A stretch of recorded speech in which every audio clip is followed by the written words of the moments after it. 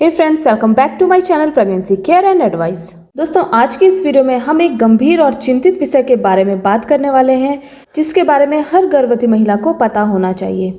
गर्भ में बच्चे की मौत हो जाना या फिर खराब हो जाना एक बहुत ही बड़ा सदमा होता है। व्यवहारिक और भावनात्मक तौर पर इस सदमे से उभर आना हर माँ के लिए बहुत ही ज्यादा मुश्किल भरा होता है। बच्चे का मरा हुआ पैदा होना, पेट में ही मर जाना या फिर बच्चे का खराब हो जाना, इन सब के बारे में आपने आसपास के लोगों से काफी कुछ सुना ही होगा। लेकिन दोस्तों, बच्चे के मरे हुए होने के कुछ मेडिकल कारण भी होते हैं और कुछ गलतियां भी होती हैं। और गर्भ में अगर शिशु मर जाए तो उसके कुछ लक्षण भी दिखाई देते हैं। पेट में ही बच्चे के मर जाने की स्थिति काफी ज्यादा गंभीर होती है, लेकिन अगर इसके कारणों को पहले से ही जान लिया जाए तो इस स्थिति से बचा जा सकता है। जब प्रेगनेंसी के 20 सप्ताह पूरे हो जाते हैं, उसके बाद अगर पेट में बच्चा खराब हो जाए या फिर मर जाए या डिलीवरी के दौरान शिशु मृत पैदा हो तो इसे स्टिल बर्थ कहते हैं। और 20 सप्ताह पहले अगर बच्चा मर जाए या फिर खराब हो जाए तो इसको मिसकैरेज कहते हैं। दोस्तों, गर्भ में शिशु के मरने के बहुत सारे कारण होते हैं, जिनमें कुछ आनुवंशिक कारण भी हो सकते हैं और कुछ महिलाओं की गलतियों के कारण भी हो सकते हैं। तो दोस्तों, सबसे पहले हम बात कर लेते हैं कि गर्भ में शिशु क्यों मर जाता है और फिर हम बात करेंगे इसके कारणों के बारे में। सबसे पहला है दोस्तों, डिलीवरी डेट का निकल जाना। दोस्तों, हम सभी जानते हैं कि प्रेगनेंसी 40 हफ्तों की होती है और शिशु 37 हफ्तों से लेकर 40 हफ्ते के दौरान कभी भी जन्म ले सकता है। और अगर आपकी डिलीवरी डेट निकल गई है तो डॉक्टर आपको ज्यादा से ज्यादा 1 हफ्ते और वेट करने को कह सकता है। उससे ज्यादा वेट करने को नहीं कहा जाता है।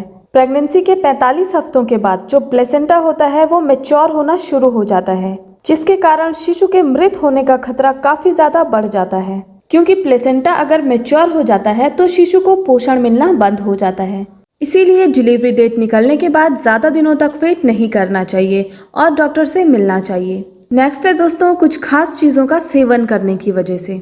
जैसा कि अगर प्रेगनेंसी के पहले 3 महीने की हम बात करें तो वहां पर अगर आप कच्चा पपीता, अनानास या फिर एलोवेरा का सेवन करते हैं तो इन सब से मिसकैरेज होने का खतरा बहुत ही ज्यादा बढ़ जाता है, यानी शिशु गर्भ के अंदर खराब हो सकता है। इसके अलावा अगर गर्भवती महिला प्रेगनेंसी के दौरान कच्चा अंडा, कच्चा मांस या फिर अधपका मांस खाती है तो गर्भवती महिलाओं को सैलोमोनेला नाम का बैक्टीरिया ग्रसित कर सकता है, जिससे कि उनकी प्रेगनेंसी में कॉम्प्लिकेशन आ सकती है। इसके अलावा दोस्तों, जो महिलाएं बहुत ज्यादा धूम्रपान या फिर शराब का सेवन करती हैं या फिर हद से ज्यादा चाय और कॉफी का सेवन करती हैं, इससे प्लेसेंटा संबंधी समस्याएं पैदा हो सकती हैं, जिससे कि शिशु का गर्भ में ही मरने का खतरा बढ़ जाता है। अधिक उम्र में मां बनना। दोस्तों, अक्सर डॉक्टर आपको कहते हैं कि मां बनने की सही उम्र होती है 25 से 30 साल। जो महिलाएं अधिक उम्र में मां बनती हैं उन महिलाओं में भी प्रेगनेंसी कॉम्प्लिकेशंस काफी ज्यादा होती हैं और उम्र बढ़ने के साथ महिलाओं की फर्टिलिटी भी कम हो जाती है। उनका कंसीव करने के चांसेस भी काफी कम हो जाते हैं। अगर वो कंसीव कर भी लेती हैं तो जोखिम काफी ज्यादा बढ़ जाता है। खासकर वे महिलाएं जो 35 से लेकर 40 साल की हैं, उनको बच्चे के गर्भ में मर जाने का खतरा सबसे ज्यादा होता है। इसलिए उनको कंसीव करने से पहले डॉक्टर की सलाह जरूर लेनी चाहिए। गर्भनाल संबंधी समस्याओं के कारण।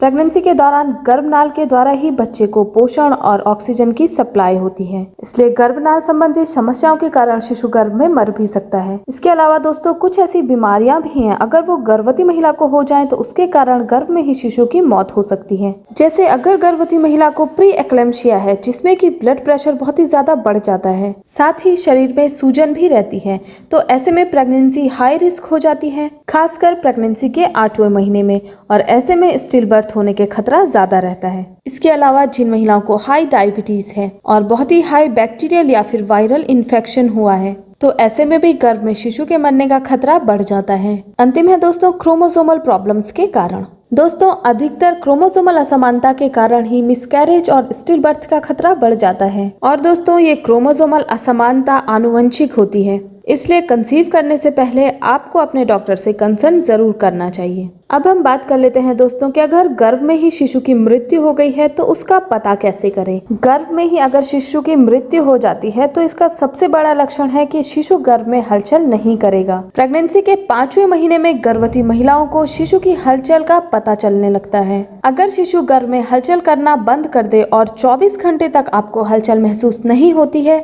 तो ऐसे में आपको तुरंत अपने डॉक्टर के पास जाना चाहिए, क्योंकि डॉक्टर आपका चेकअप कर बता देंगे कि सब कुछ ठीक ठाक है या फिर नहीं। इसके साथ ही दोस्तों, अगर आपको पेट में दर्द हो रहा है और बहुत लंबे समय तक ये दर्द हो रहा है और साथ में ब्लीडिंग भी हो रही है, तो ये स्टिल बर्थ का लक्षण हो सकता है। हालांकि पेट में दर्द होना, पेट का अकड़ जाना, ब्लीडिंग होना ये गर्भावस्था के दौरान आम लक्षण है, इसलिए इसको आपको हर बार स्टिल बर्थ से जोड़ना भी नहीं है।